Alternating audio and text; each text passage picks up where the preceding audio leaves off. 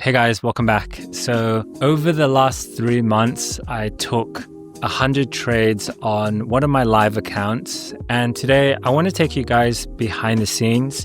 I'll share all of my raw stats, my biggest wins, my worst blowups, and some of the biggest lessons that I learned over this 3-month journey. And stick around to the end because I will reveal how much I lost or how much I made over the last 3 months, so over the last 100 trades. Guys, just a quick one. For the first time, I'm going to be showing the exact method I use to get funded over 3 mil and secure over 6 figures in payouts.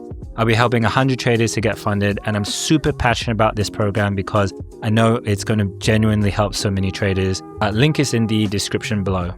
So I started this challenge on January 1st, 2025, so the start of this year. And my account balance at that time was around 3.1K. And my goal was pretty simple. I just wanted to execute 100 trades to really test out my trading strategy and see how fast I could grow that balance. So for this challenge, I sort of used the strategy that I've always been using. I just adapted the risk slightly. So the strategy that I use is a trend trading strategy, basically entering on retracements, expecting the trend to continue. It's a pretty common and straightforward method that works across multiple markets and multiple time frames. So I won't dive into all of the details here because I already did a full breakdown of my trading strategy in this video here. So you can click the link on screen to check that out. So in the month of January, I ended up taking about 20 trades, 17 on gold and 1 each on Euro AUD, GBP JPY, and Euro USD. So most of my positions run for about 6 to 8 hours. So it was very much an intraday play on trending moves. So in terms of how much did I make in January? So January was probably one of my best trading months. I ended up making a 137% return and netting about $4,260 in profit. So my best single trade came on January 16. I made around $888 and yeah, it was a really good trade for that month. So January was a really interesting month this year. We had US and China trade tensions and there was a lot of geopolitical uncertainty. And yeah, January was a really, really great month and a great way to start the trading year. So after a strong January, I was really hoping to continue that momentum into Feb. So I took about 43 trades in Feb. So that's roughly 1 to 2 trades a day. And about 22 of those were on gold, while the rest were on other major Forex pairs like Euro USD, USD JPY, and GBP JPY. So as you can see by the graph, February was actually quite choppy. It was a bit of a choppy month with a lot of ups and downs, and I hit a significant drawdown of around 22% at the lowest point, which made it one of the toughest stretches of the challenge. One of my worst trades came on Feb 11, where I took a $2,700 loss. Yeah, that stretch of losses was pretty rough, and it definitely tested my discipline. But towards the end of the month, I was able to recover by sticking to my strategy, keeping my risk controlled, and I ended up clawing the account back and closing the month in green.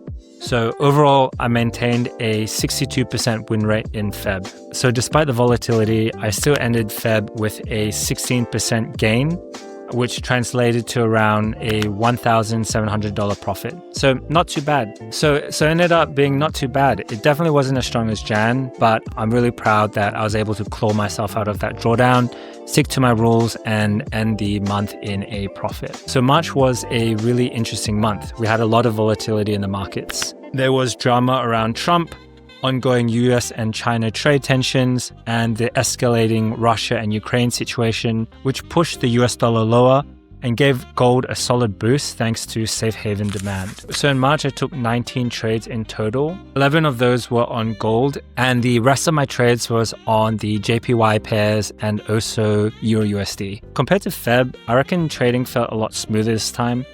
So you can actually see by the graph that the equity curve was more stable. One thing that I really focused on was keeping my drawdown low after February's mess. So I only risked money on trades that I really liked and were A+ setups, and it ended up playing off.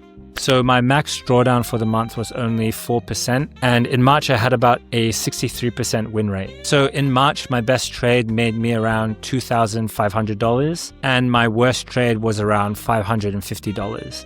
So it was pretty controlled overall. So by the end of March, I was still in profit, and I ended up the month with a 13.3% gain, which worked out to around $1,600 profit. So not so bad, but definitely more relaxed than the month before. So April came around, and at this point, I was around 3 months into the challenge, and I took a total of 81 trades. So my account was up around $9,000, which I honestly was really stoked about. I've had a really great trading year. And going into April, I wanted to continue that momentum and make more profits. So April was another busy month. I took around 29 trades in total, so about 1 trade a day. And just like the previous months, I was mainly trading gold. So 25 of my trades were on gold. The US-China trade war was still heating up, and it really shook the markets. The US dollar dropped to a 3-year low, and with all that uncertainty, gold ripped higher, hitting all-time highs. So thanks to that volatility, I was able to catch some really nice setups, and I ended April with a 82% win rate. And I closed the month really strong, so I was up around 19.7%, which is about $2,750 in profit. So by this point, I had been trading for about 4 months, and honestly, I was really happy with how things were going. I was sticking to my plan, I wasn't emotional, I was managing my trades correctly, and then came May, and everything sort of fell apart. So May was definitely the worst trading month that I had this year. So midway through the month, I'd only taken about 2 trades, but they were pretty rough. One of them on May 1st was probably my worst trade of the year. I lost $3,000 on that trade alone, which is huge. And by mid-May, I was sitting in about 21% drawdown. And yeah, it definitely hurt. I basically wiped out all of April's profits with a few really bad decisions. How did it feel? Honestly, it was pretty terrible. No one really likes to be in drawdown, and being in drawdown really messes with your confidence and it messes with your head. It's kind of rocked my confidence a little bit as well. I had to take a couple weeks off trading just to step back and reassess and plan my next steps. But yeah, it's not great. It's not fun. But, you know, that's sort of the reality of trading. You're going to be able to have back-to-back winning months. You're always going to have a period of drawdown, and you kind of have to stick with it and pick yourself up and keep going. So that's what I'm going to do. I'm just going to stick to my plan, and I'm going to keep trading the way I'm trading and try to climb myself out of this drawdown. You just can't be crushing it every month and making money from the markets. That's just not how it works. Every strategy will have a period of drawdown, and you have to accept that. But does it make it easier? No, it doesn't make it easier. It never makes it easier. And you just have to kind of keep going and not give up. So the question you're probably waiting for, how much did I make or lose trading during this challenge? So over the past 4.5 months, or roughly 120 days, I took around 116 trades on this account, and in total, I made a 213% return, which worked out to be about $10,263.67 in profit. And my overall win rate was hovering at about 70%. It definitely was a really great learning experience over the last 4.5 months.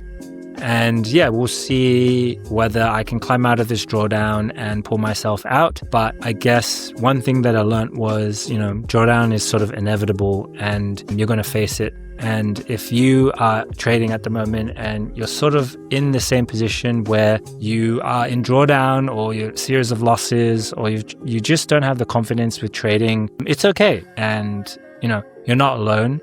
All of us go through it, and you will pull yourself out. You'll figure it out. And you have to have confidence in yourself that you can do it. And just keep going, keep learning, keep growing. It's really a process. Just keep improving yourself and you'll get there. So if you guys are curious what trading strategy I used in this video, you can click on this video here where I pretty much break down my trading strategy in detail. It's the same one that I use on prop firm accounts. I just adjust the risk accordingly. By the way, these videos do take quite a while for me to actually make. So if you guys actually found value in this video and you really liked it, please leave a like and don't forget to subscribe. If you want to see part 2 of this series, leave a comment below and let me know. Thanks again for watching, and I'll see you guys in the next video.